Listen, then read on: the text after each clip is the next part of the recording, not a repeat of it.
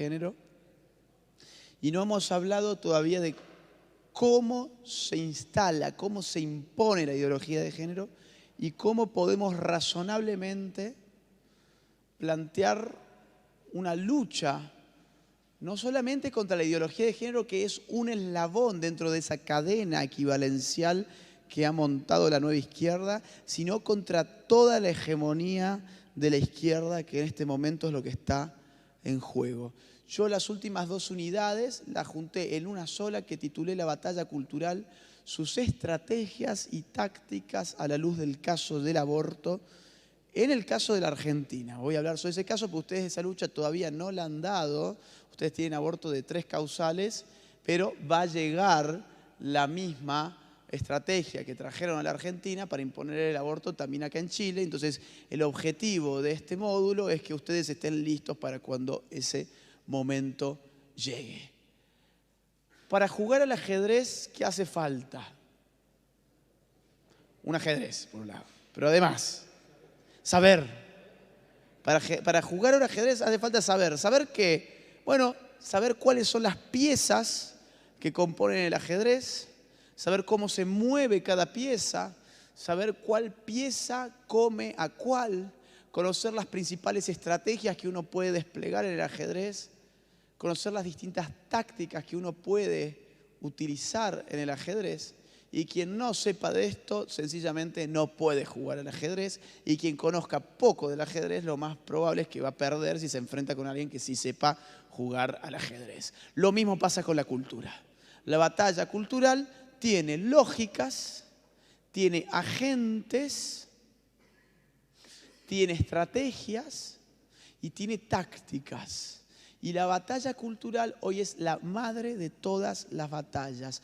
Nunca como antes la cultura ha tenido tanto poder para determinar el curso de la existencia humana como en nuestros días. ¿Por qué razón? Lo vamos a ir viendo a lo largo de esta charla. Voy a pasar bien rápido porque no tengo tiempo. Yo había puesto un salpicado de cosas, de noticias de los últimos meses, años. Fíjense, esta tiene menos de un año. Carlos Marx es relevante aún en la actualidad, el Universal. Marta Di León, que es la fundadora de Ni Una Menos, en Argentina, dice: la pareja heterosexual es un factor de riesgo para la vida de las mujeres. Un grupo de veganos atacó a patadas una pizzería al grito de liberación animal. No sé si vieron este episodio en Buenos Aires. Lo de TEDx, que ya lo vimos. Un hombre demandó a sus padres por haberlos tenido sin su consentimiento. ¿Conocen el caso? Digo, interesante porque esto tiene una solución muy efectiva, ¿no? ¿Se imaginan cuál, no? Tiene una solución que es muy express, muy efectiva y que no pone en riesgo a sus propios padres que lo tuvieron sin su consentimiento. Naciones Unidas, lenguaje inclusivo en cuanto al género, orientación para el empleo de un lenguaje inclusivo en cuanto al género en español.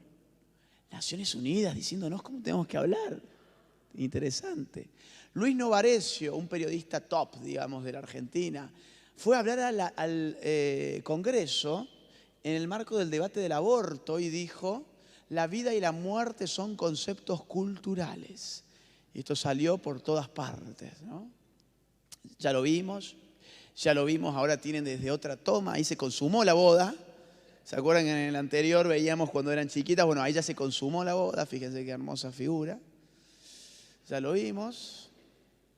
Claro, ¿por qué traigo todo este popurrí de noticias?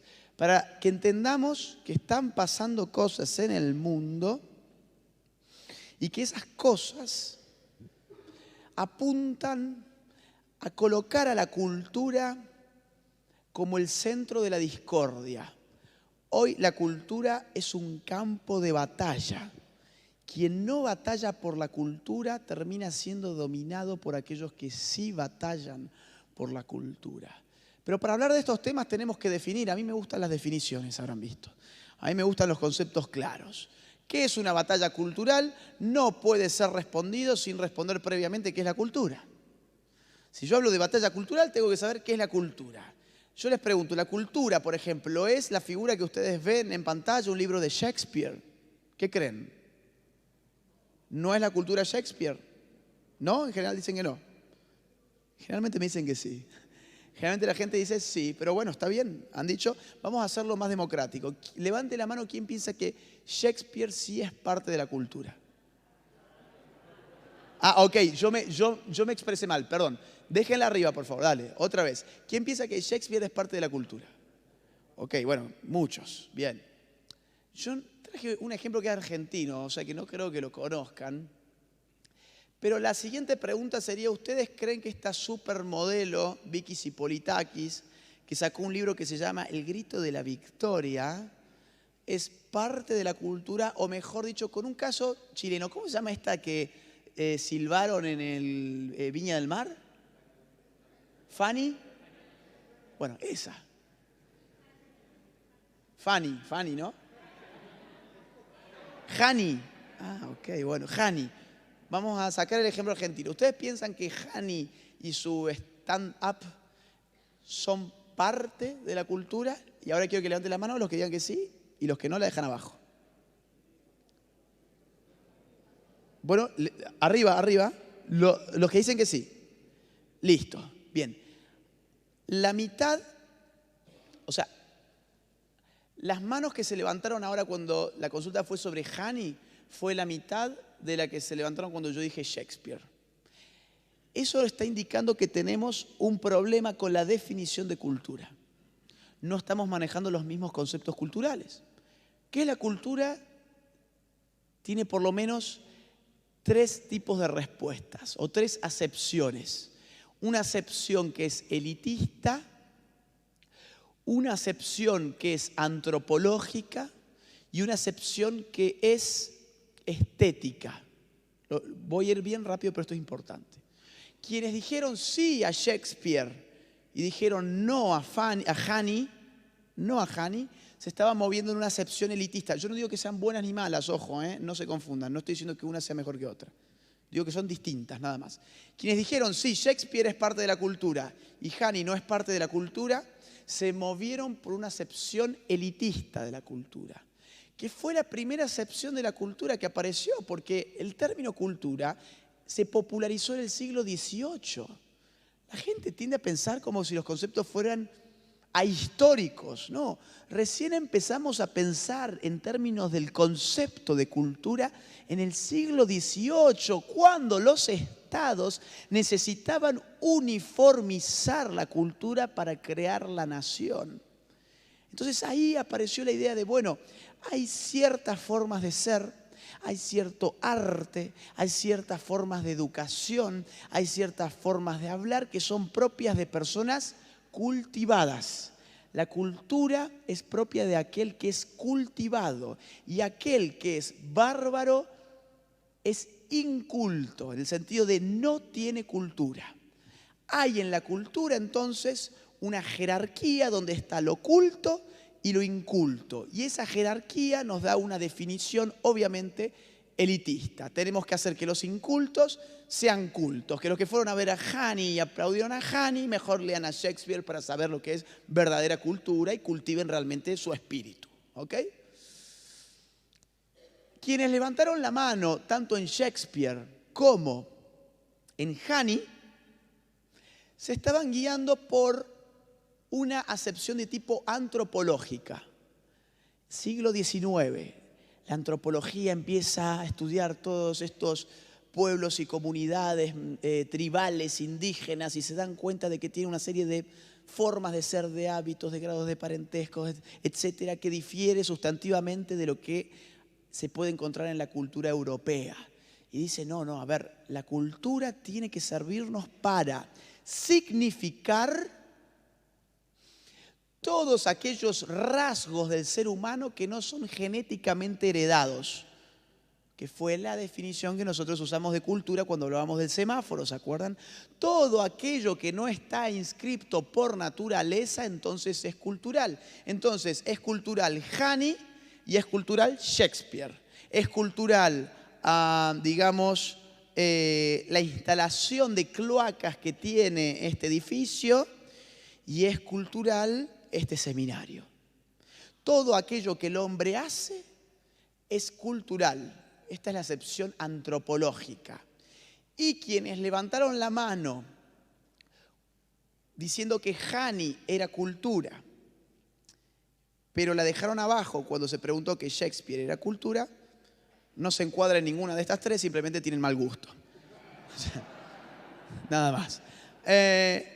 La acepción, me quedó una acepción afuera, que es la acepción estética. La acepción estética nos remite a la cultura como un espacio de realización del ocio. Decía Oscar Wilde que el arte es inútil. El arte es inútil. Decía Andy Warhol, decía algo así como: un artista es aquel que hace algo que a nadie le sirve para nada. Claro, la dimensión estética se puede pensar como aquella dimensión, aquella parte de la cultura que está sustraída de la racionalidad instrumental. No hay medios y fines, hay realización estética. Yo voy a ver un cuadro, por ejemplo, para realizar mi afectividad, para recrearme en ese cuadro. Ahora, ¿cuál es el medio? ¿Cuál es el fin? Bueno, voy por ocio. ¿Qué es el ocio? Ocio en inglés no. Ocio en latín se dice otium. La negación del otium es el neg otium. El ocio es la negación del negocio. El negocio tiene medios y tiene fines, se cambia plata por algo. El ocio se realiza al margen de la racionalidad instrumental y es lo que da vida a la acepción estética. Ir a ver un concierto de ópera, ir a un museo a recrearse con los cuadros que en ese museo podemos ver. Tenemos tres grandes acepciones de cultura: una acepción elitista, una acepción estética, una acepción antropológica, pero nosotros estamos hablando de batalla cultural.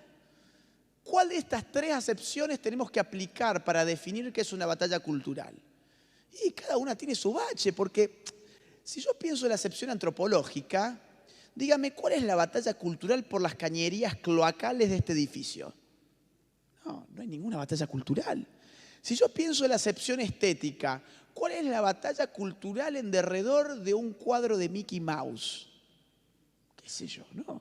Ahora, si es un cuadro del Che Guevara, que está puesto además en la casa de gobierno, como pasó en Argentina, bueno, ahí sí. Ahí empezamos a ver que la cultura puede ser abierta como un campo conflictivo y esos son los aspectos de la cultura que nos deben interesar cada vez que hablamos de batalla cultural. No la cultura en su totalidad, sino aquellos espacios de la cultura que han sido seleccionados como espacios potencialmente conflictuales. Yo defino entonces la cultura ni por una acepción ni por la otra, sino que hago una síntesis que nos sirva a nosotros para comprender qué es una batalla cultural. Yo digo que la cultura es el campo específico de lo intelectual y lo artístico, de cuyo seno irradian tipos particulares de ideologías, signos, valores, creencias y normas que terminan caracterizando la vida social. La cultura tiene normas, tiene creencias, tiene ideologías, tiene signos, tiene valores, y todos esos componentes son los que se ponen en juego en una batalla cultural. Toda batalla, por otro lado, hemos hablado de la cultura, toda batalla tiene una serie de cuestiones también, de elementos. Toda batalla tiene estrategias.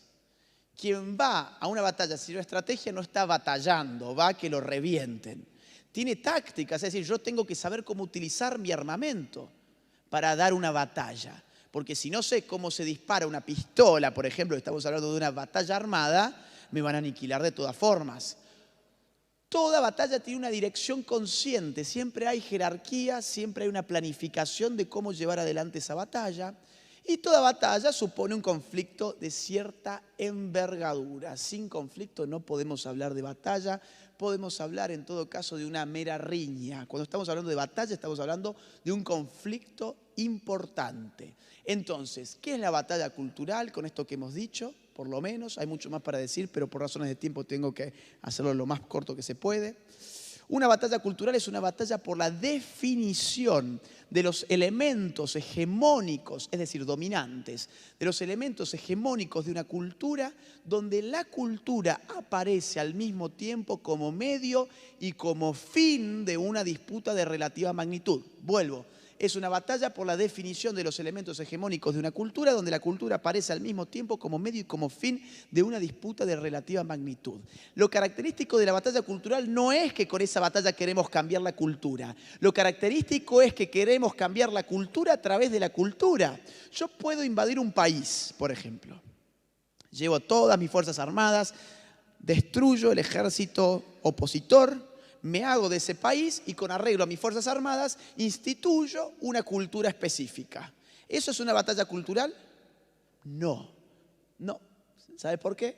Porque lo estás haciendo con las armas, a partir de un conflicto armado. Eso es un conflicto armado que tuvo un coletazo cultural. Yo puedo innovar tecnológicamente y decir, creé Internet. Internet ha entrañado modificaciones radicales de nuestra vida social. ¿Pero fue en el marco de una batalla cultural? No, fue en el marco de cambios tecnológicos. No hubo dirección consciente, no hubo estrategia, no hubo táctica, no hubo nada de lo que tiene una batalla. En la batalla cultural, la cultura se modifica a través de la cultura. La cultura es sujeto y objeto de esa batalla. Es el fin y es el medio. Dispongo para mi batalla de dispositivos culturales capaces de modificar la cultura. Dispongo de dispositivos culturales. ¿Cuáles son los dispositivos culturales en una sociedad moderna? Universidades, escuelas, medios de comunicación, farándula, se nos pueden ocurrir ONGs, think tanks, empresas, en fin. O sea, a través de la cultura modifico la cultura. ¿A través de las armas lo puedo hacer? Sí, pero eso no es una batalla cultural. Lo que estamos viviendo hoy es una batalla cultural porque la cultura aparece como medio y como fin de la batalla de lo que estamos viviendo. Esto tiene lugar en un contexto sociohistórico llamado posmodernidad. ¿Escucharon algo de la posmodernidad? La posmodernidad no es lo mismo que el posmodernismo. El posmodernismo es la ideología que propone a la posmodernidad como un proyecto superador. La posmodernidad es la estructura social, digamos, de la era que nosotros estamos viviendo, y hay ciertos cambios que han sucedido entre la modernidad y la posmodernidad que hacen que la cultura hoy se convierta en el factor decisivo de manipulación de los hombres. Vamos con uno de ellos: cambios tecnoeconómicos. Las revoluciones electrónicas, dentro de las cuales se encuentra Internet, han hecho que el poder se pueda mover a la velocidad de la señal electrónica. Hoy el poder se mueve cuando vos prendés el televisor de tu casa, estás recibiendo poder. Cuando te conectaste a Internet, estás recibiendo poder. El poder antes, digamos, pensemos un siglo atrás, era en todo caso el policía que te veía haciendo algo, venía, decía, vos estás infringiendo tal norma, pues tengo el poder. Ahora el poder se mueve a la velocidad de la señal electrónica y todos estamos relativamente controlados por estas estructuras de control que Foucault, ubican a Foucault, Michel Foucault, ídolo de la progresía. Yo estudiaba en una facultad donde teníamos pósters de Foucault. Foucault tenía una teoría que era la del panóptico, en vigilar y castigar. Una de sus obras más célebres. Él decía, yo voy a explicar, en resumidas cuentas, cómo funciona el poder en la sociedad moderna. Y él dice, el poder en la sociedad moderna funciona como el panóptico en una cárcel. ¿Qué es el panóptico? Es una arquitectura carcelaria. Es una torre de vigilancia en la cual hay guardias vigilando a las celdas y la cárcel tiene forma esférica, para que desde esta torre se puedan ver todas las celdas, con una cuestión adicional, que nadie puede ver quién está dentro de la celda. Dice, el poder en la modernidad está mirando constantemente a todos, pero ninguno de nosotros puede ver al poder y por eso nos autodisciplinamos. Internalizamos el poder porque no sabemos si el panóptico en este momento en el cual yo quiero infringir las normas está funcionando o no está funcionando porque hay alguien o no hay alguien allí. Entonces, por las dudas yo me porto bien porque me están mirando. Yo diría, en la posmodernidad esta relación se cambió. Ya van a ver a dónde voy. no se preocupen si no saben muy bien a dónde voy. Ya van a ver. En la posmodernidad esto se invirtió. Hoy el poder tiene la lógica exactamente inversa. Hoy el poder consiste en que los presos miren a la torre de vigilancia y sepan quién está ahí adentro y puedan ver los más íntimos detalles de lo que dice y hace la persona que está adentro. ¿Qué es esto? El Gran Hermano. El Gran Hermano no es el ojo que a todos nos ve. Son todos nuestros ojos viendo uno. No son los pocos, los guardias, mirando los muchos, los presos. Son los muchos, los presos, mirando los pocos, los guardias. ¿Y quiénes son los guardias? ¿El policía? No. El tipo que te ponen en Netflix. El tipo que te ponen en Disney. El tipo que te ponen en la televisión. El tipo que te ponen en la farándula. El tipo que te ponen en el teatro. Los pocos que manejan esos medios culturales son vistos por los muchos que internalizan las formas que imponen esos pocos. Y esto ha sido posible gracias a las grandes revoluciones comunicativas de los últimos tiempos.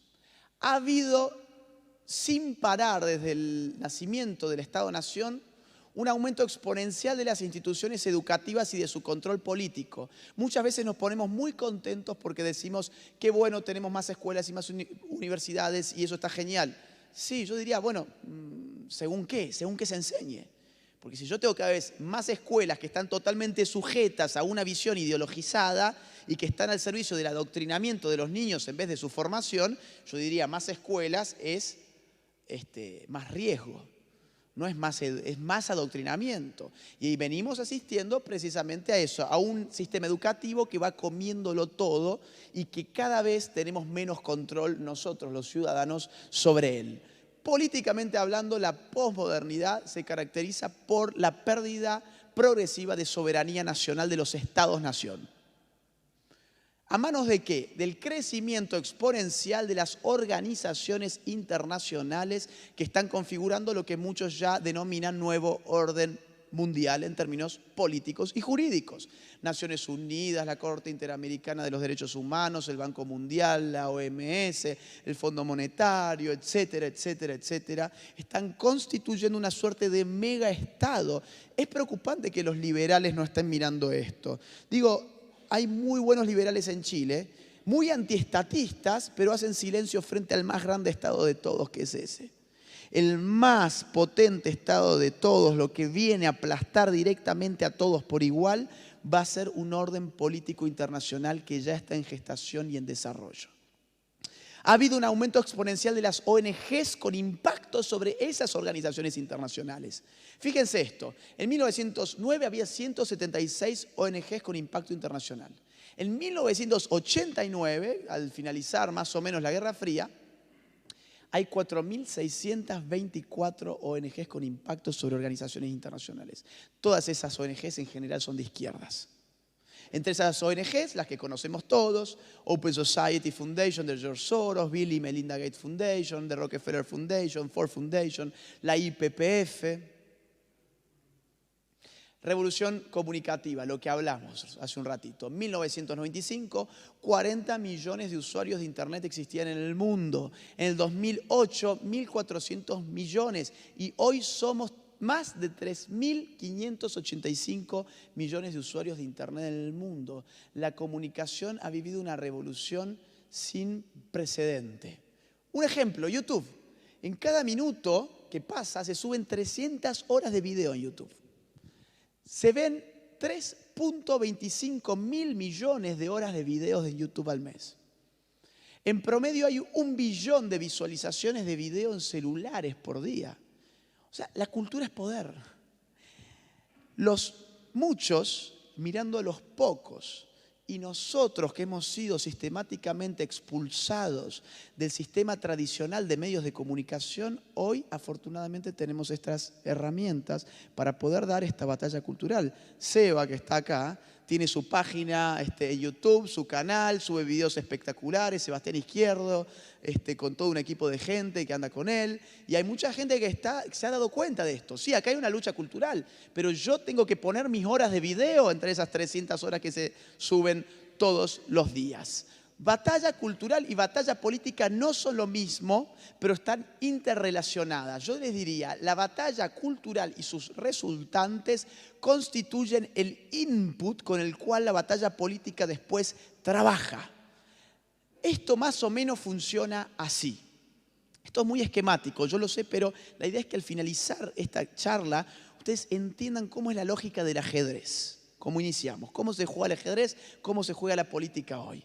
La batalla cultural tiene estos agentes. Estas son las piezas del ajedrez de la batalla cultural, básicamente.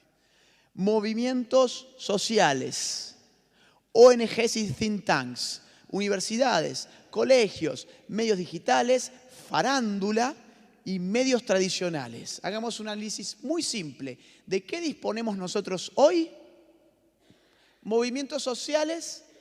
Algo hay, con mis hijos no te metas, los padres objetores, el movimiento Provida. O sea, algo de movimiento social, sí, estamos bien, aprobamos. Farándula, nadie. Medios tradicionales, no, pero que el Mercurio está a favor de Piñera y que no sé. No. Lee las partes de cultura. Fíjate a ver si son de la derecha o son de la izquierda los que escriben los asuntos culturales allí. Colegios, perdidos. Universidades, recontra remil perdidas. ONGs y think tanks.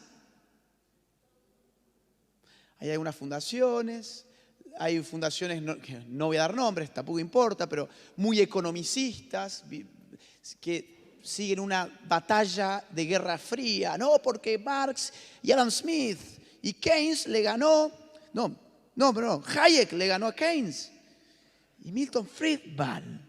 Bueno, sí, está bien, guerra fría, muy bien, ganamos eso. Ahora, ¿estamos jugando al partido que la izquierda está jugando hoy o estamos jugando a un partido que ya terminó?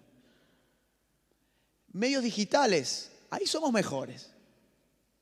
Ahí, como buenos guerrilleros que hoy somos, porque hoy esa es la verdad, la guerrilla hoy la hacemos nosotros porque no tenemos los medios para hacer una guerra justa, digamos, una guerra simétrica, hacemos una guerra asimétrica. Y nuestra selva, nuestra sierra maestra, hoy son los medios digitales. Entonces golpeamos y nos escondemos en la noche en la selva, ¿no? Algo más o menos así, en serio, ustedes se ríen, pero esto es una lógica de guerra de guerrillas. ¿Por qué hacían guerra de guerrillas en los 70? Ahí porque sabían que no podían enfrentarse contra los medios militares que tenían las Fuerzas Armadas. ¿Y qué tenían que hacer? Bueno, buscar cómo compensar esa debilidad tecnológica, cuantitativa, organizacional y de experiencia frente a un ejército profesional. Entonces, ¿qué hago? Bueno, pego por la noche, ya está. Pego con un meme, ¿no? Hago un buen meme. Hago un video como los de Sebastián Izquierdo que trolea a todo el mundo. Claro, acá se da una batalla entre estos agentes. Estas son las piezas. Ahí se da una batalla. Perdón, las iglesias, ¿ah? Algo importantísimo, las iglesias tienen un rol cultural, pero de eso lo voy a hablar luego. Las iglesias son un agente y ahí es donde mejor estamos, sin lugar a dudas. Acá se genera un conflicto de magnitud frente a algún asunto cultural, del cual sale una resultante llamada opinión pública, que es el input de la batalla política en la democracia. Esa batalla política se compone de los poderes del Estado, de los dirigentes políticos, de los cazadores de votos, que dirán, ok, la opinión pública, según me doy cuenta, dice esto, así que yo voy por allá porque quiero mi voto. Entonces, si nosotros no somos capaces de modificar el input, es decir, la opinión pública que están recibiendo los políticos, que es el resultante de la batalla cultural, no nos quejemos si los políticos después legislan como no nos gustan. o gobiernan como no nos gustan. Miremos al político, creo que aquí hay, lo siento mucho, pero no, digo que lo siento mucho no porque ellos estén acá, sino por lo que digo ahora. Lo que digo ahora es que la óptica racional de la política te enseña a ver al político racionalmente como una persona que está interesada en ganar votos y ganar dinero.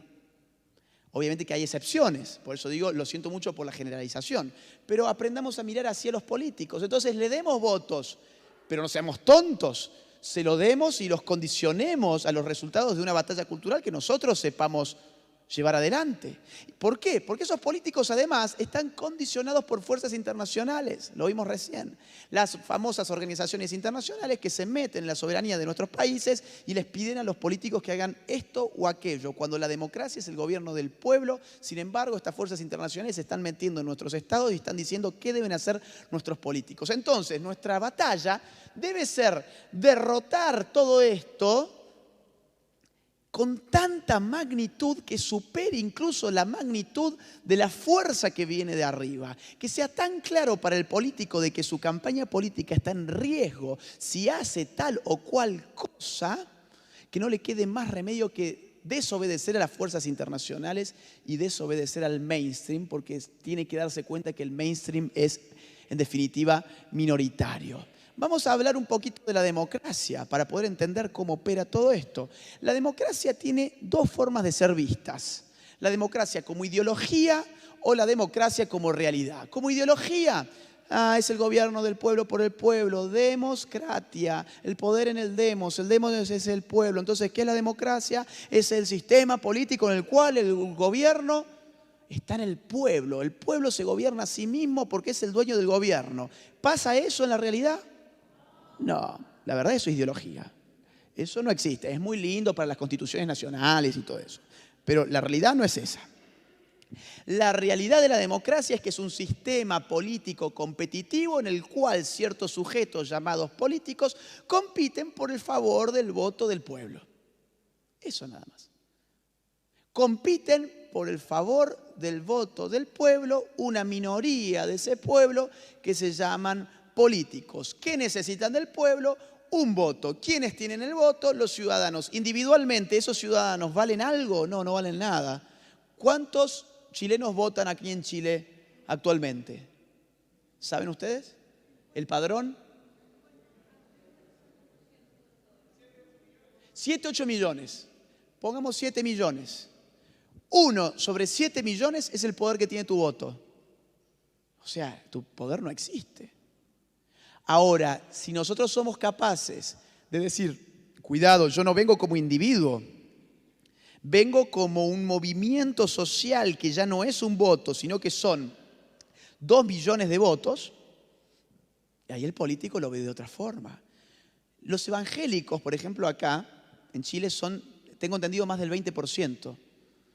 ¿Cuántos diputados evangélicos hay? Me han dicho que hay 3. Algo no está funcionando bien. Y no es el sistema el que no está funcionando bien. El sistema funciona como siempre, uno va y vota. Lo que en todo caso, y perdón si soy crítico, pero me han llamado para esto, para que haga análisis políticos, lo que en todo caso no está funcionando bien es el rol de las iglesias de enseñar política a su gente. Porque la política se los va a llevar por delante. Ustedes, los evangélicos,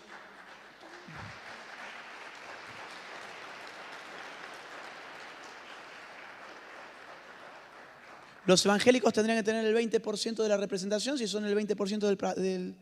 O sea, en la democracia tendría que ser así. Si se sabe votar, si no se dejan engañar, porque muchas veces, no, pero si yo soy súper pro vida.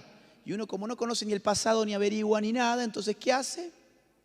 Bueno, vamos con este. Y después llegó la hora de votar y te diste cuenta que el tipo no era evangélico, no era cristiano, no era católico, no era nada y votó a favor de lo que no tenía que votar. Yo digo, ¿no habrá llegado el tiempo en que las iglesias evangélicas pongan a su propia gente en la política? Para asegurarse, de que las buenas leyes tengan lugar. Igual que los católicos, solamente que los católicos por ahí estamos menos movilizados. Yo no soy de la iglesia evangélica, pero estoy mirando lo que está ocurriendo con los evangélicos en toda América Latina y veo un despertar político. Y a mí me agrada mucho porque hasta hace poco tiempo estaba la idea de que la política era algo sucio y no se dan cuenta que lo sucio de la política eran las personas que estaban en la política. La política es un instrumento de transformación. Si vos se lo das a ese instrumento a un maldito, va a hacer de la política algo aborrecible. Si vos usás la política desde la gente que es buena, que tiene buenas ideas, que está a favor de la libertad, entonces vas a hacer muy buenas cosas con la política. El hombre es un animal político. No podemos escapar a la política desde el momento en que vivimos en una polis. Aristóteles es un politicón. Entonces, o nos hacemos cargo de la política o la política se hace cargo de nosotros. O nos ponemos nosotros sobre la política o la política nos aplasta a nosotros. O dirigimos nosotros la política o la política va a dirigir a nosotros y va a dirigir incluso hasta la cabeza de nuestros propios niños, que es lo que está pasando ahora. Aprendamos cómo funciona la democracia, formemos políticamente a nuestro sector y levantemos por fin un espacio para la derecha que sea ocupada por evangélicos, por católicos, por agnósticos, por lo que fuere, pero de gente que tenga buenas ideas. Y así yo creo que se pueden esperar muy buenas cosas. Brasil ha sido un poco, ¿no?, un ejemplo muy claro de lo que estoy hablando en este momento. Muy bien, los políticos son esclavos de la opinión pública, hemos dicho. Les traje dos imágenes. ¿Saben quién es Macri, no? El presidente de Argentina. Macri sacó esta remera, decía Macri es revolución, hizo una especie de mixtura entre su cara y la cara del Che Guevara, un ridículo total. ¿Por qué lo hizo? ¿Piensan ustedes? Y lo hizo porque dijeron, mirá, la verdad es que el PRO está visto como un partido sin ninguna épica, sin ninguna rebeldía. ¡Ay, hagamos la cara del Macri Che Guevara! ¡Qué bárbaro! ¿Qué estaba haciendo Macri? ¿Él es guevarista? ¿El PRO es guevarista? No, se acondicionó al input que le vino de la batalla cultural que dijo que el Che Guevara era fantástico. ¿Saben quién es ella? Theresa May.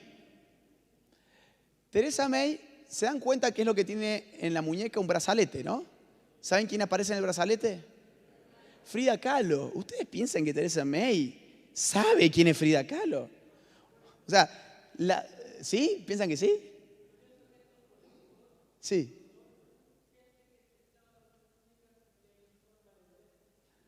¿Son qué, perdón? Sí. No, claro. Pero digo, ok, vamos a suponer que ella sabe quién es Frida Kahlo y ese es un buen punto. Ahora, cambio la pregunta. ¿Ustedes piensan que le importa a ella las contradicciones entre el partido conservador que ella representa y el trotskismo, que no fue, perdón, el estalinismo que tuvo Frida Kahlo? Ella ve la opinión pública y dice, bueno, a ver, la opinión pública, veo muchas chiquilinas con la cosa de Frida Kahlo, así que bueno, yo me voy a poner esto a ver si acerco un poco a este sector. O sea, muchas veces los políticos terminan siendo esclavos de la opinión pública, pero muchas veces también cuando esos políticos llegan al poder, tratan de digitar la opinión pública, tratan de hacer ingeniería cultural. Esto es un caso argentino. Mientras se discutía el aborto y cuando se empezó a ver que se caía, el gobierno nacional firmó un convenio con la Fundación Huésped, que es la fundación financiada por Planned Parenthood en Argentina, que llevó adelante la campaña por el aborto. Un convenio para que la fundación abortista Huésped sea la que escriba, la que redacte los manuales de educación sexual integral para los niños. Ese es el Estado poniéndose al frente de la opinión pública para darle la forma que el Estado quiere que tenga. Esto es un programa también de la Argentina que se llama Familia, modelo para desarmar.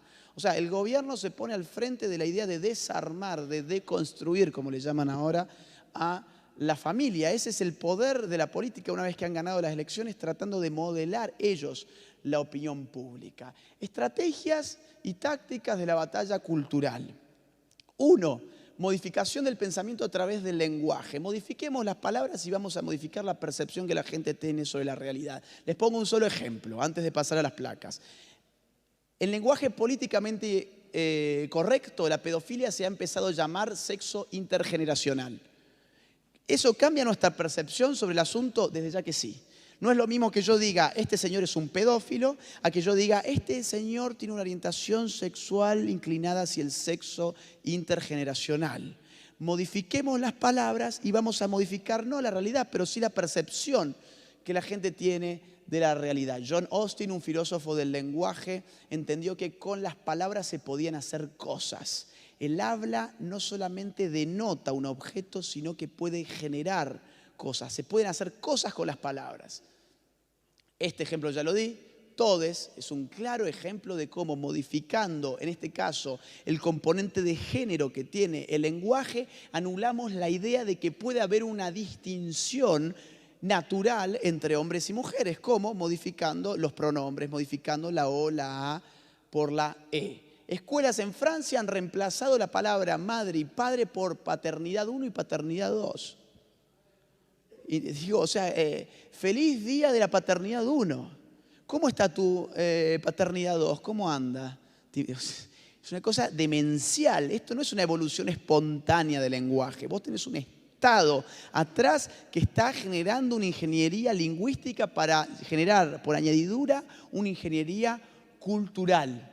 Claro, ¿y cuál es cómo se modifica la forma de ver la realidad de los niños? Y bueno, si ya no hay madre ni padre, tenemos una indeterminación sexual. Ya no hay hombres ni mujeres, hay cuerpos hablantes. ¿Se acuerdan, Beatriz Preciado?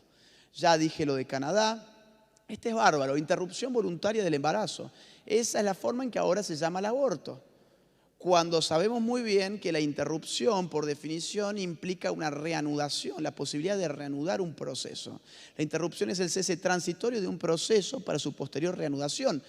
Si yo tengo que ir al baño, interrumpo esta charla, voy al baño, lo hago de pie y no sentado como los suecos, así que más rápido, vuelvo y sigo con la charla. O sea, interrumpí porque reanudé. Si acá entra un comando con Camila Vallejo a la cabeza y no sé, una saca 47 semiterroristas, ¿no? Tirando tiros para todos lados. No, gente, yo termino el seminario. Se acabó, me voy corriendo por allá atrás, ¿no? O sea, no es lo mismo la terminación que la interrupción. ¿Y qué es la terminación del proceso vital? ¿Qué es la terminación inducida del proceso vital? Asesinato. Asesinato, es muerte. Pero obviamente, no es decir, el aborto es el asesinato de un ser humano por nacer, porque espanta. Entonces hay que modificar, obviamente, el lenguaje y los símbolos. Fíjense los símbolos, todo remite. Las guerras culturales son guerras por símbolos. Todo remite a la salud. El aborto se convirtió en un problema de salud porque el embarazo se convirtió en una enfermedad. Ni una menos por la violencia machista, ni una menos por los abortos clandestinos. Hegemonía, Ernesto Laclau. No queremos que maten más los hombres a las mujeres y para que dejen de matar a las mujeres los hombres tenemos que legalizar el aborto. ¿Qué? Sí, bueno, ¿y quién lo firma? Católicas por el derecho a decidir. ¿Cómo? ¿Católicas? ¿Financiadas por quién? Por muchas de las organizaciones que vimos anteriormente. Interesante cómo con el lenguaje te modifican todas las conexiones que vos vas haciendo y si no estás avivado, terminas pensando, sí, yo estoy en contra de que un hombre golpee a una mujer, obviamente. Pero acá, claro, pero para estar en contra de eso tengo que estar a favor del aborto. Bueno, sí, me pongo el cosito verde, el pañuelo verde. Así son las guerras culturales. Modificación de la percepción de la realidad a través de los números. Vienen con datos falsos y esto es un buen ejercicio, esto está traído de Argentina, pero en esto ustedes tienen que ser muy vivos porque se los van a traer a ustedes antes de que se den cuenta. Y se opera de esta forma. Primero que nada, te dicen un número impresionante de abortos clandestinos que se hacen por año en tu país. En Argentina se dijo 500.000, más de 500.000 abortos en Argentina por año, 500.000 mujeres abortan clandestinamente por año en la Argentina. Ahora, ¿cómo se puede contrastar esto cuando estamos hablando de una práctica clandestina? ¿Podemos saber cuántos abortos se hacen? Realmente no, pero podemos por lo menos intuir si la lógica es correcta o incorrecta. ¿Cómo? Mirando cuántas personas nacen por año, y ese dato sí lo tenemos. En la Argentina, alrededor de 700.000 personas nacen por año. ¿Y 500.000 abortos qué me da? Me da que hay 1.200.000 embarazadas por año, de los cuales 700.000 siguen con su embarazo y 500.000 abortan. ¿Qué me da como resultado? Que el 41% de los embarazos en Argentina terminan en aborto. Obviamente que eso no es así, porque no ocurre en ningún país, ni siquiera en aquellos donde el aborto está legalizado desde los 60. Ocurren este tipo de casos con tanta frecuencia, con tanto alto porcentaje. Entonces, de esa forma te das cuenta, acá me está mintiendo. Más datos falsos. Te van a decir que hay miles de mujeres que se mueren por abortos por año. Ok. Son miles las mujeres que mueren, dice el diario de izquierda. Flor de la B, quien ya les hablé hace un rato. En nuestro país mueren 54 mujeres por minuto por aborto clandestino, dice la televisión. Y un chimentero que se llama Ángel de Brito, que tiene 3.1 millones de seguidores en Twitter, dato que no es menor, replica el movimiento que se armó con las actrices. Es muy fuerte, mueren 54 mujeres por minuto y esta información le llegan a 3.1 millones de argentinos. Ahora, bueno, Diario Clarín también se hace eco, mueren 54 mujeres por minuto. La conclusión sería esta: 54 por minuto, por 60 minutos que tiene una hora, por 24 horas que tiene un día, por 365 días que tiene un año, nos llevaría a más de 28 millones de mujeres que se mueren por año en la Argentina por abortos clandestinos. Además de no ser lógico, ni siquiera hay 28 millones de mujeres en la Argentina. Partemos por esa base. Entonces, fíjense cómo se pueden ir contrarrestando las mentiras que desde los medios van imponiendo. ¿Cuál fue la verdad?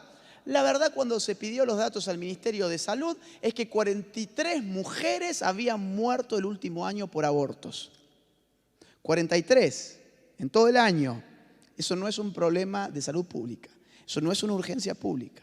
Toda muerte es sagrada, toda vida es sagrada y toda muerte es una tragedia. Pero 43 casos, no es una urgencia pública. Eso es totalmente mentira. Entonces, cuando mostramos esto, ¿qué hicieron? Ustedes váyanse acordando de estas tácticas para implementarlas acá, porque va a llegar, acuérdense. Cuando yo vine hace 3 años acá, cuando yo hablaba de estas cosas, decían, vos sos un loco, estas cosas no van a llegar acá, estás hablando de otras cosas, de otra realidad, y llegó. Yo les digo hoy que esto va a llegar acá, así que estén atentos. Cuando encontramos que el número era 43, ya no podían seguir con esta estupidez, 54 por minuto, miles por año. Entonces, ¿qué dijeron? Son muy inteligentes. Dijeron, ok, el aborto ilegal es la principal causa de muerte materna en la Argentina. Entonces vos tenías algo abstracto, no tenías el número, pero es la principal causa. Y vos seguís imaginando muchos ceros, ¿no? Un número importantísimo. Estás hablando de la principal causa de muerte materna. ¿Qué hicimos nosotros? Dijimos al ministerio, ok, díganos entonces de esos 43 muertes por abortos ilegales, por abortos, ¿cuántos de ellos fueron por abortos inducidos? Porque hay varios que suponemos que son abortos espontáneos. Y el resultado fue que ese número bajó de 43 a 31 y ya no pudieron seguir diciendo lo mismo. Tuvieron que confesar. El Ministerio de Salud admite que el aborto no es la primera causa de muerte materna y le aniquilamos otro de los grandes eslogans con los cuales ellos usaban para confundir a la opinión pública.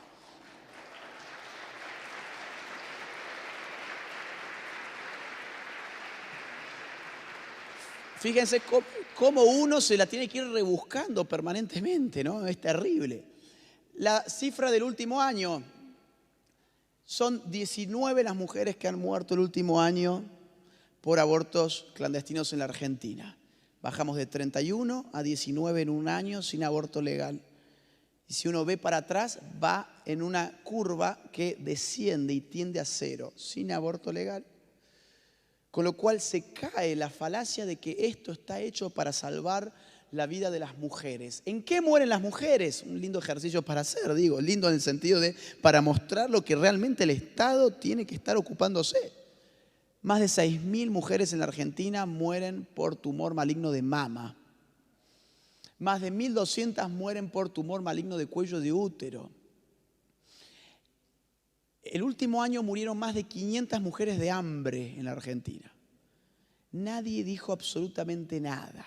El feminismo no apareció, no vimos ningún pañuelito de ningún color diciéndole al Estado queremos campañas de prevención para los tumores de mama, queremos pedir por estas mujeres que no tienen pan en su mesa y que se están muriendo de hambre. No importa la mujer es utilizada como el objeto, no como el sujeto, como el objeto de una lucha que tiene otros fines. Ya lo hemos visto, ¿se acuerdan del informe Kissinger? Que lo vimos en el primer módulo. Farandulización de los debates. Los debates están atravesados por la farándula. La gente suele tener la idea de que la farándula está habilitada para opinar de cualquier cosa. ¿Cómo opera la mente de una persona común y corriente? ¡Ay, qué bien que actúa fulanito en esa novela! Y fulanito apoya el aborto. Por lo tanto, como actúa bien en esa novela, lo que dice del aborto debe ser bueno. Se hace generalmente esa operación. Este es mi ídolo, qué bien que canta y apoya el feminismo radical. Bueno, canta muy bien, apoya el feminismo radical. Bueno, debe ser que el feminismo radical es algo bárbaro porque él canta muy bien. O sea, estas asociaciones espurias se hacen a nivel masivo con la farándula y por eso es que la farándula ocupa el lugar de un agente fundamental en la batalla cultural. Lali Espósito, ¿ustedes la ubican? Es una cantante, teenager, que llega a chicas de 11 y 17 años, cantante entre comillas, ¿no? Siempre ustedes encomillan todas estas cosas que yo digo. Lali Espósito lució el pañuelo verde en la previa de los Grammy Latinos 2018. Entonces el pañuelo verde en la Argentina ya ni siquiera significa aborto. El pañuelo verde significa querer ser tan diosa, tan linda, cantar bien, ser tan fashion, ser tan cool como Lali Espósito. Y bueno, vas a necesitar tener tu pañuelo verde.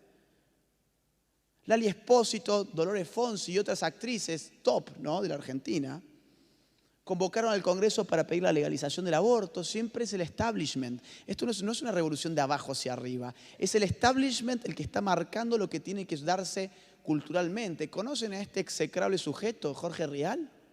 Es el farandulero número 1 de la Argentina, un sujeto espantoso. Y se hizo un tatuaje de Eva Perón con un pañuelo verde. Además es un ignorante, porque Eva Perón era totalmente contraria al aborto y antifeminista. A mí no me agrada Eva Perón, lo aclaro, pero no era feminista ni era pro aborto. Y este tipo marca con su tatuaje, que todos los medios van a cubrir eso, una tendencia para aquellos que lo idolatran. Ubican a este, seguramente sí.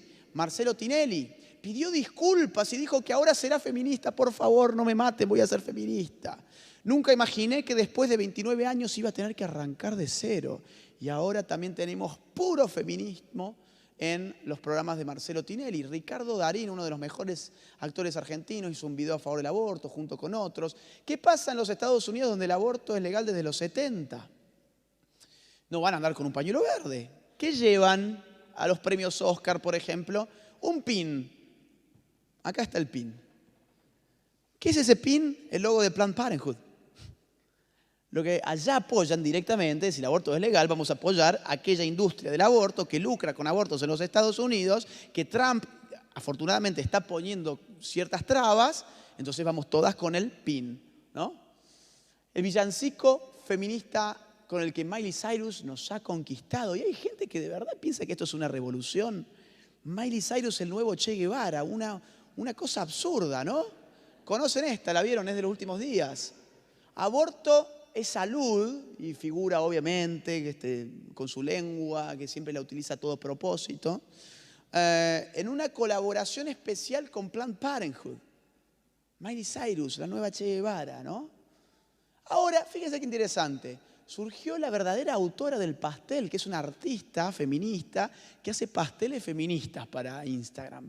Y resulta que el pastel era igual que el de Miley Cyrus, y lo hizo notar, y se dio un cruce entre ambas porque la dueña del verdadero pastel dice, a mí me tienen que pagar, yo soy el dueño del pastel, páguenme. Y Miley dice, no, pero esto es por las mujeres, esto es para ayudar a Planned Parenthood. Miren acá, no sé si se van a leer.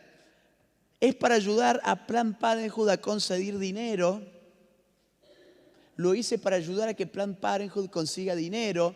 Y la otra le dice, alguien recibió dinero por mi trabajo, por ese estilo, por las fotografías, por el pastel, y no fui yo.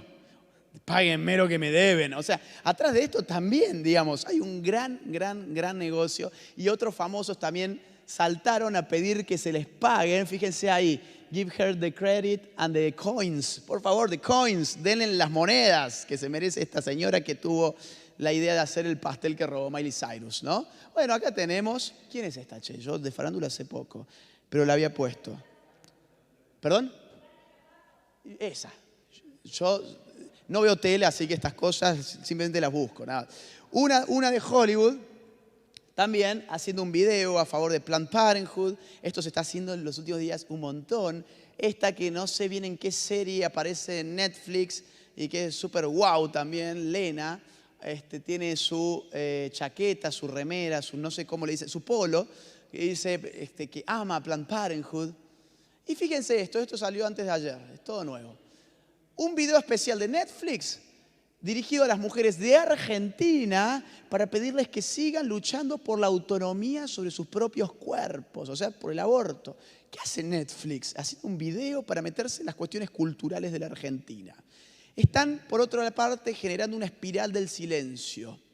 ¿Qué es una espiral del silencio? Esto parte de una teoría politológica muy interesante de Neumann, Noel Neumann, una alemana, que encontró que hay una fuerza en el ser humano que nos inclina a querer ser parte de grupos mayoritarios o, si somos de grupos minoritarios, tendemos a callarnos, a autocensurarnos.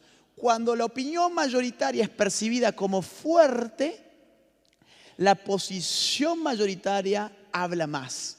Cuando la opinión minoritaria se percibe como débil, aquellos que participan de esa opinión tienden a quedarse callados. Les pongo un ejemplo. Te vas a un asado con tus amigos del trabajo y sale el tema del aborto y a vos te han instalado estos medios de comunicación que la opinión mayoritaria y fuerte es la opinión a favor del aborto. Eso se han dedicado a hacer en la Argentina y eso hacen acá también.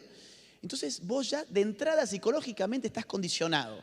Sabés que vas a estar en minoría o pensás que vas a estar en minoría y no tenés ganas realmente de comerte un mal momento. Entonces cuando te preguntan sobre tu postura sobre el aborto, te quedas callado, la modificás o cambias el tema, pero no la pones sobre la mesa para decir, ¿para qué me voy a comer un problema de arriba? Eso encontró esta autora y hubo un experimento de psicología social que también se los traje, pues es interesante de cómo nosotros nos queremos adecuar siempre a lo que percibimos como mayoritario. Solomon Asch, psicólogo social, fue muy interesante. Él conformó varios grupos de 8 personas, entre los cuales había uno que realmente era el sujeto de estudio a quien se estaba estudiando y los otros 7 eran todos cómplices de Asch, cómplices del investigador. Y el ejercicio era muy simple. Se daba 2 fotografías, esta y esta. Y se les pedía a los 8 participantes, diga a cuál línea se parece más la de la primera fotografía respecto de la segunda. A la A, a la B o a la C.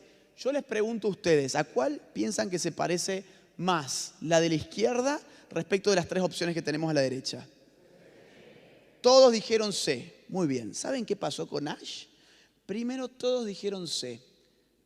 Y después los cómplices empezaron a cambiar la opinión. En cada ronda que se iba haciendo iban cambiando la opinión. No, a ver, pará. No es la A. Sí, es cierto, es la A. Sí, es la A, todo es la A. El 80% de los sujetos de estudio cambiaron su opinión a sabiendas de que la opinión era incorrecta. Sabían que era la C, pero terminaron diciendo, sabiendo que era un error, que era otra para no desentonar con el grupo. Y estamos hablando de un grupo chico, de 8 personas. Imagínense cómo operan esas fuerzas cuando el grupo es enorme y tiene el tamaño de una sociedad. Es por eso que el trabajo que hacen los medios es el de generar una percepción de mayoría allí donde hay minorías y una percepción de minoría allí donde hay mayorías. Hace una marcha pro vida y van a ir los medios y van a sacar la fotografía en el lugar donde menos gente se vea. Y van a reducir terriblemente los números de los convocados. Si son 100.000, te van a poner 10.000. Siempre te dan más o menos un 10%. Ahora, hace una pro aborto. Y vas a tener a todos los medios de comunicación sacando las mejores fotos, haciendo las mejores entrevistas, visibilizando las 24 horas que la gran marcha por el aborto se dio. Entonces, ¿qué pasa con el que está consumiendo medios de comunicación? Actúa la espiral del silencio. Dice, no, mi opinión es minoritaria, mira todo lo que son ellos. Y los pro vida somos pocos. En Argentina rompimos esa espiral del silencio gracias a las movilizaciones públicas, en las cuales los medios no tuvieron más remedio que salir y cubrir porque había millones de argentinos en la calle. Y ustedes van a tener que hacer eso. La espiral del silencio te genera esto. La farándula y la espiral del silencio te genera esto. ¿Querés estar a la moda y ser cool? Aunque tengas 13 años y no tengas la más remota idea de qué es un aborto, ponete el pañuelo verde. Del pañuelo a la moda, el verde se apoderó de todo, dice una revista para teenagers, para adolescentes. Y si te pones en Argentina el pañuelo celeste, te va a pasar esto. Esta chica es lesbiana y la molieron a patadas en la calle entre 5 feministas porque la vieron con el pañuelo celeste. ¿Qué incentivo tiene ella para seguir utilizándolo? Ninguno, espiral del silencio. La verdad, en la Argentina, cuando haces las encuestas, casi 7 de cada 10 argentinas no se considera feminista. Ahora, prendés la televisión y es feminismo las 24 horas. Así es como se va manipulando. La verdad sobre el aborto, el 54% de la Argentina está en contra del aborto. A favor del aborto hay un 33% y hay un 13% que no sabe. Somos la mayoría y sin embargo haces un programa de la televisión y vas a tener siempre la mayoría de los panelistas pro aborto. Falsos alarmismos oportunos. Apenas estamos a 2 días de que se llegara al Senado el tema de los votos por la ley del aborto. Esto fue el 6 de agosto. Votaron los senadores el 8 de agosto. Miren qué casualidad, ¿no? Una joven de 22 años murió por un aborto clandestino en Santiago del Estero. Otro medio, una mujer de 22 años murió en Santiago del Estero por un aborto clandestino, tenía 2 hijos. La historia de Lilian Herrera, la joven de 22 años que murió, bla, bla, bla, por un aborto clandestino, otra muerte inevitable. Todos los diarios del sistema, los de derecha, los de izquierda, los conservadores, los progresistas, todos con la misma noticia. ¿Y qué se supo después, varios días más tarde? Que el Ministerio de Salud de Santiago del Estero negó que la causa de la muerte de la joven haya sido un aborto clandestino. Había sido espontáneo, fíjense ustedes. El día de la votación, otra mujer en estado grave por un aborto clandestino, esta vez en Mendoza. Una mujer lucha por su vida tras hacerse un aborto clandestino, el mismo día. Una mujer está en terapia intensiva tras un aborto clandestino, bla, bla, bla. Días más tarde, el 15 de agosto, alta la mujer internada, comprobaron que sufrió un aborto espontáneo. Pero el alarmismo importa y lo utilizan muy bien. Este es fantástico. Elizabeth, de 34 años, otra muerte por un aborto clandestino. Esto fue el 14 de agosto. Se hizo un aborto con una rama de perejil y murió. Su hijo de 2 años quedó huérfano. En Pacheco, una mujer de 34 años murió por un aborto casero. Y la verdad fue que usaron el caso de una mujer del Paraguay que es provida y que estaba más viva que todos nosotros juntos. Y salió a hablar y dijo, me dieron por muerta en la Argentina, usaron mis fotografías, murió por un aborto clandestino y yo estoy acá, estoy en Paraguay. Una cosa insólita. Pero nadie después rectifica, ¿eh? Nadie dice, no, fue un error. Nadie rectifica nunca. Ocultaron casos verdaderos. Esta adolescente murió tras un aborto legal. Se hizo un aborto legal, seguro, gratuito en el hospital y mataron a la chica. Nadie fue preso y de este caso no se supo, ni se habló, ni nadie. ¿Por qué? Porque hay que mantener el eslogan de que el aborto legal es seguro. Pero si se murió ella con un aborto legal, no, bueno, entonces esconde el caso. Mal para la realidad, mantengamos la ideología. Criminalizar, estigmatizar y patologizar. Voy a ir cerrando, ya es lo último, no se aburran. Los antiderechos es como nos llaman ahora a nosotros. No sé si acá se usa. Los antiderechos. ¿Por qué? Claro, pues decirnos los pro vida los vuelve a ellos, ¿qué cosa? Los pro muerte. Entonces no pueden seguir diciéndonos los pro vida, somos los antiderechos, cuando la verdad es que no hay nadie más pro derecho humano que alguien que respete la vida, porque no podemos contemplar ningún derecho humano de no ser por el concurso previo del derecho a vivir. Si no hay vida, no hay derecho, un muerto no tiene derechos, un vivo tiene derechos. Entonces los pro vida, a los que se nos llama antiderechos, somos pro derechos porque defendemos el derecho humano a vivir, que es la base de cualquier otro derecho. Discurso de odio, el discurso de odio como límite a la libertad de expresión. Se habla del discurso de odio. Entonces, si vos no opinás como el mainstream o como la corrección política, tenés un discurso de odio y eso atenta contra la seguridad de las personas. Y necesitamos lugares seguros y tenemos que llevar a las cortes a las personas con discursos de odio. Díganme una cosa, ¿qué es el discurso de odio? Es sencillamente el discurso que se opone a esta agenda. ¿Y quién tiene el poder para decir que es un discurso de odio? ¿Quién tiene el poder de comunicar en una sociedad? Así de simple. Esto es impactante. Una enfermedad psicosocial, la homofobia. Hay un proceso de patologización inversa. Revisa tu homofobia, el país de Costa Rica. Claro, la homofobia contiene la palabra fobia. La fobia es un problema psiquiátrico, es una enfermedad psiquiátrica. Entonces, si estamos hablando de homofóbicos, no estamos hablando simplemente de alguien que tenga aversión hacia la homosexualidad. Estamos hablando sobre un fóbico, sobre un enfermo. Y eso ya empieza a sugerirse como una enfermedad psicosocial. ¿Qué se hace con los enfermos? Se los trata. ¿Se los trata de qué? De curar. ¿Cómo? Interviniendo sobre ellos. La BBC, ¿es la homofobia una enfermedad? La BBC, y cita a un psiquiatra que dice así: nunca consideraría que un paciente es sano si no ha superado el prejuicio contra la homosexualidad. Tras discutir durante siglos si la homosexualidad podría ser considerada una enfermedad, por primera vez demostramos que la verdadera enfermedad que hay que curar es la homofobia, la BBC. O sea, vos estás en contra del matrimonio homosexual o la adopción monoparental, ¿cómo es que le llaman? Homoparental. Sos un enfermo, no es que tenés una opinión distinta. La heterofobia, bueno, sobre eso nadie dice nada, obviamente. No es que vos sos un anti.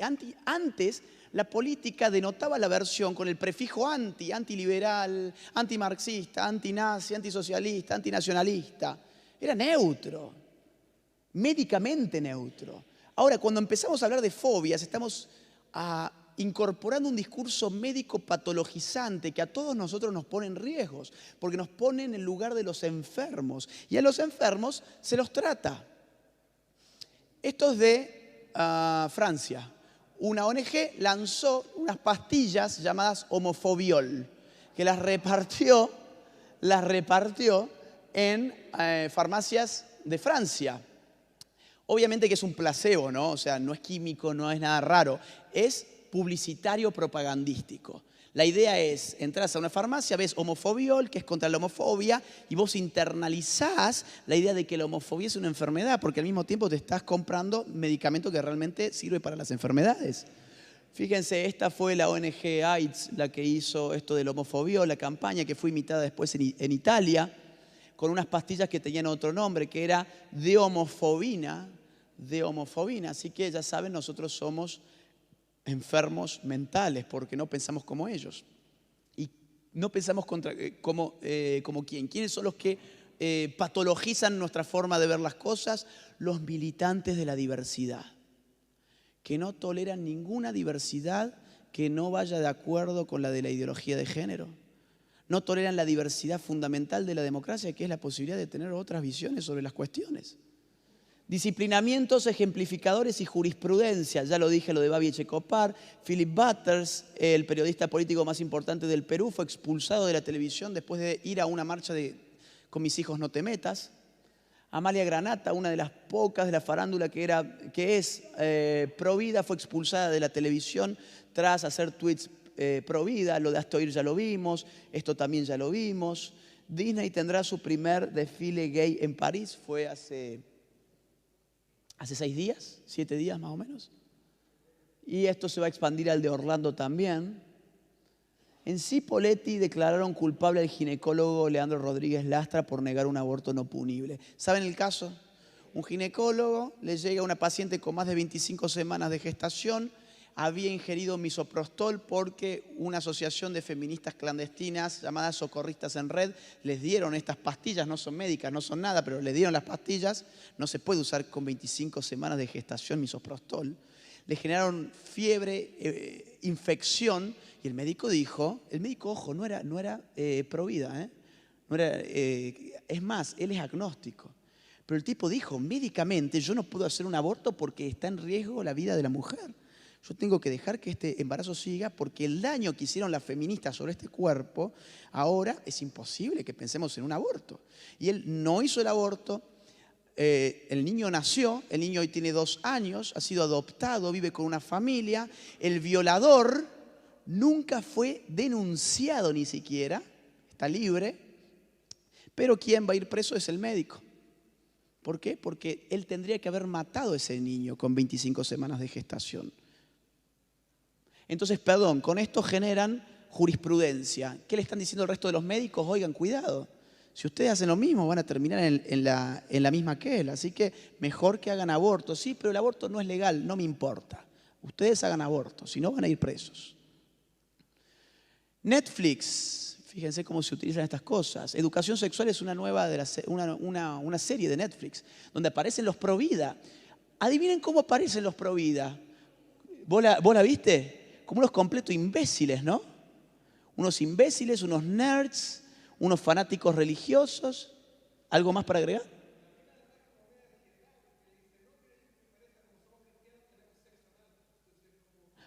Claro, porque como no queremos perder la virginidad, tenemos sexo anal. Entonces, claro, estas cosas mueven a la risa. Y el espectador, ¿qué se hace la idea que esto lo ven chicos? Estos providas son unos imbéciles. Estos providas tienen el cerebro lavado por la iglesia. Y eso es lo que manda Netflix. Cuidado. Disney, Netflix y Warner dejarían de filmar en Georgia si el Estado avanza contra el aborto. Esto se han enterado. ¿Quién lo sacó esto? Fíjense ahí arriba, el diario de izquierda. ¿Desde cuándo la izquierda defiende a Disney, Netflix y Warner? Desde que son parte del mismo establishment. Interesante, ¿no? ¿Me dan 5 minutos? ¿O ya nos vamos todos? Bueno, ¿alguien vio esta película de Shape of Water, La forma del agua? Recibió el Oscar a la mejor película de Hollywood del año 2017, si mal no recuerdo. Es muy interesante. Es la historia en la década del 40 de una mujer que se enamora de una bestia, que es una especie de pescado humanoide. Es una mezcla de un ser humano con un... Es como una especie de un sireno, digamos. Una sirena, pero un sireno. Y hay, obviamente, relaciones sexuales entre ellos dos. Y además, esta mujer tiene... piensen sobre todo los que la han visto y los que no la han visto, los invito a que la vean. Interesante para analizar estas cosas. Ella tiene un mejor amigo, que es un señor que debe rondar los 80 años, que es homosexual y es efebofílico. No pedófilo, efebofílico es que le gustan los jovencitos 17, 18, por ahí. Entonces, él va todos los días a comer un fast food. Se agarra ahí el pecho el amigo. ¿Fue por algo de esto, de lo que dije? Quédate tranquilo. Claro, y va a un fast food que sirve unas tartas y las tartas son horribles. Pero el tipo va porque lo quiere mirar, porque se erotiza mirando al joven que sirve las tartas, que tiene 18 años más o menos. Es mayor, pero es jovencito y el tipo tiene unos 80. Y el tipo va y se tiene que comer esa tarta espantosa con tal de erotizarse mirando a este chico. Pero hay una de las escenas en la cual el hombre va y resulta que no hay nadie en el bar. Y se sienta en la barra, le sirven la tarta y el chico que lo atiende se le sienta al lado para sacarle charla porque está aburrido. Y el hombre mayor se lo toma esto como una insinuación. ¿Y qué hace? Le pone la mano en la pierna, cerca de la entrepierna. Y en ese justo instante, mientras el chico le saca la mano, porque no le estaba habilitando a hacer eso, entra en el bar, década del 40, Estados Unidos, una pareja de negros. Y era un bar que no permitía negros. Entonces, ¿qué hace el chico? Al mismo tiempo le dice: viejo degenerado, se va ya de acá. Y ustedes dos no pueden entrar a este bar, así que se van ya de acá. ¿Qué te plantea inconscientemente la película? Una equivalencia entre la injusticia consistente en no dejar entrar personas a un bar por el color de su piel y la de echar a un viejo que te puso una mano encima. ¿Por qué? Porque el amor tiene la forma del agua. ¿Y cuál es la forma del agua? Cualquier forma. No tiene forma el agua. Esta agua tiene la forma de este vaso porque está en este vaso. Y aquí está en esta jarra, entonces tenemos otra forma del agua. La forma del agua es la no forma y el amor sin forma es el amor ilimitado de todo con todo. Entonces, ¿por qué ese viejo de 80 años fue expulsado por este joven? Ese es, digamos, cómo se va penetrando inconscientemente. Black Mirror, ¿alguien vio Black Mirror? ¿Conocen San Junipero, que fue uno de los episodios? Mírenlo. San Junipero, otra vez toda una historia para sensibilizar con una chica lesbiana que culpa de que los padres religiosos y homofóbicos, cuando se dieron cuenta que a ella le gustaban las mujeres, la echaron de la casa y ella salió con su automóvil y entonces chocó y se murió. Entonces uno dice, qué familia espantosa, estos homofóbicos son la muerte. Y uno empatiza realmente con esta chica. Y uno siente lástima, pues está todo armado para eso. El tema es si uno tiene los anticuerpos intelectuales para darse cuenta de lo que están haciendo con uno, se da cuenta. Y si no, compra el discurso, por supuesto. Presión de las organizaciones internacionales. La ONU felicita a la Argentina y le pide la aprobación de la ley del aborto. La ONU diciéndole a los senadores de Argentina qué tienen que votar.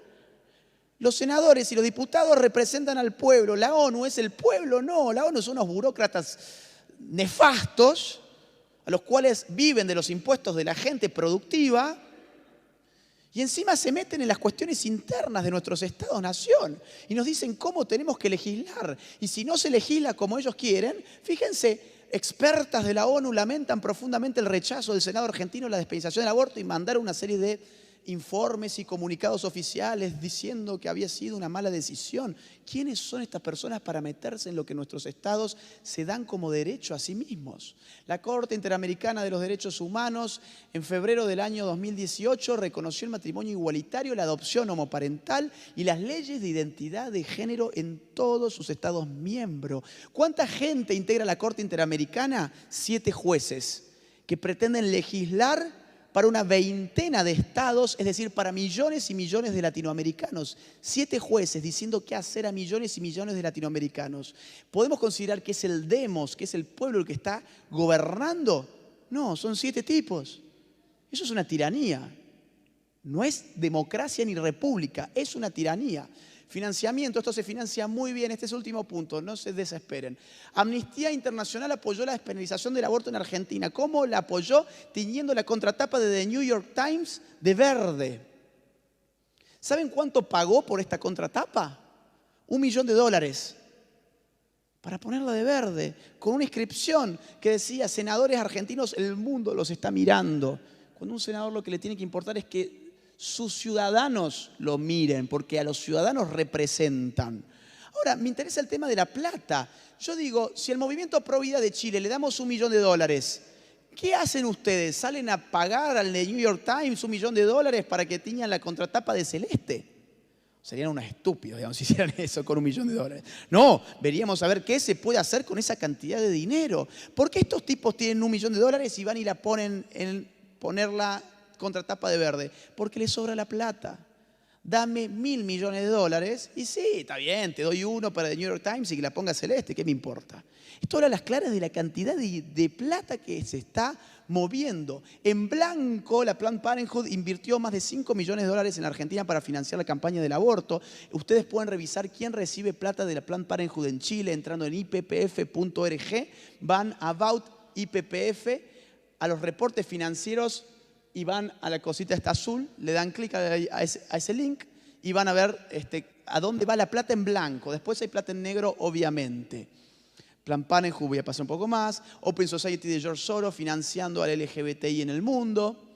Fíjense esto, el Twitter oficial de Open Society. Buscamos activistas jóvenes de 22 a 30 años con base en América Latina en la promoción de un proyecto de su propio diseño que imagine nuevas realidades feministas y fomente espacios feministas más justos, inclusivos y accesibles. Es decir, si sos de América Latina y sos feminista, vení que te vamos a financiar. Esta gente financia globalmente. Y hay Open Society apoyando, por supuesto, también a Planned Parenthood, porque toda esta gente actúa en conjunto. Warren Buffett dona más de $1.200 millones a la industria del aborto.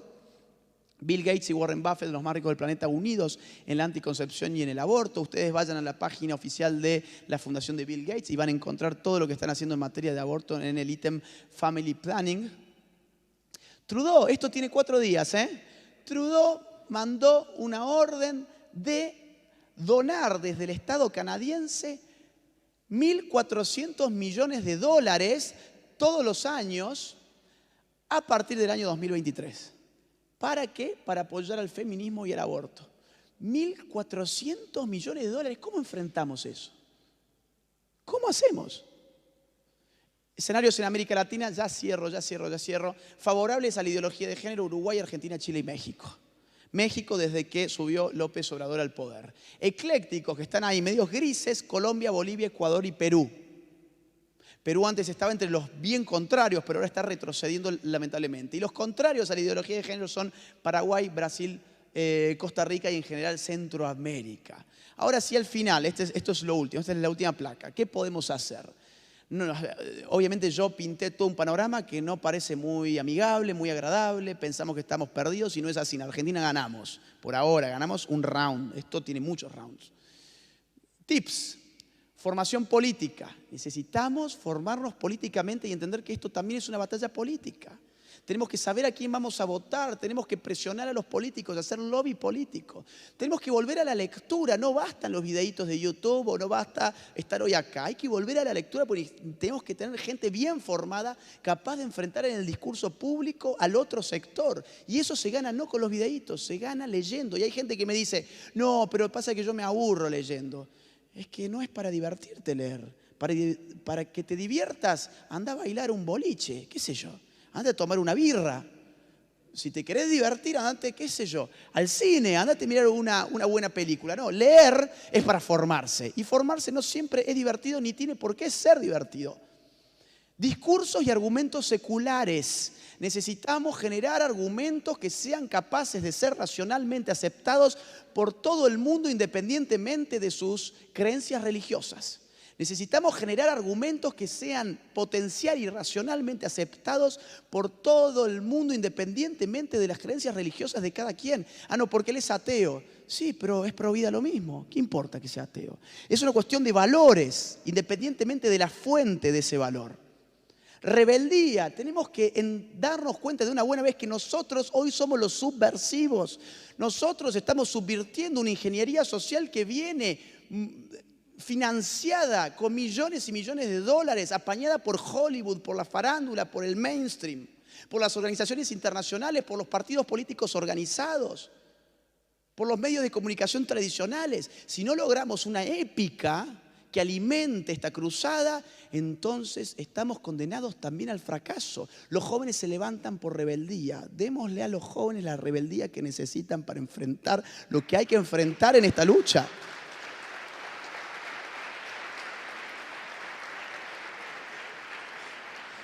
Ya cierro, no se me desesperen, ya cierro, sé que hablo mucho, perdón. Compromiso militante, tenemos la marcha por la vida no sé qué día. Ay, ese día quedé con un amigo de irme a tomar una cerveza. Ese día viene, no sé, mi cuñada a hacer pastas a mi casa, cancélalo, que lo hago otro día.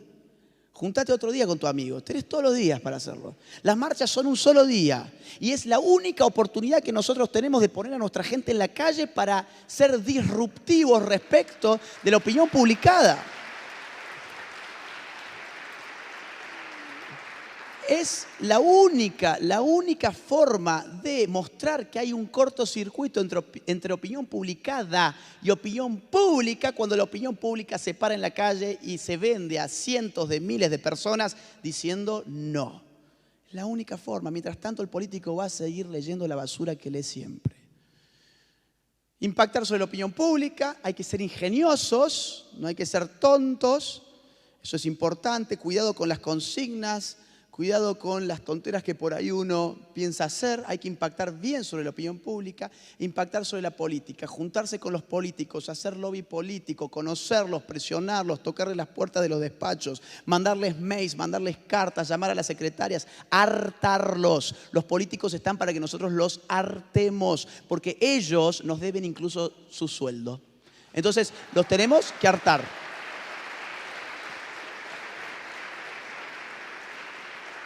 Y ahora sí, El último mensaje, si nosotros podemos poner en práctica todo esto y ustedes logran organizarse, dejando los egos de lado, no que mi ONG, que mi fundación empezó primero y que yo, que la mía, que quiero mi logo acá y que yo quiero aparecer.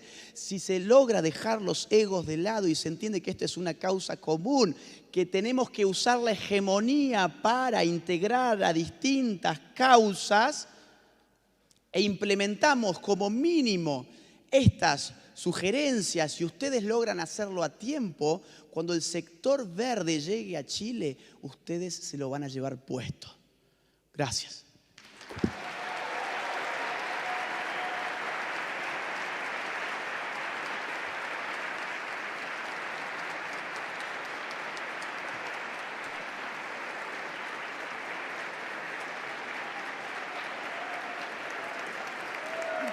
Bravo.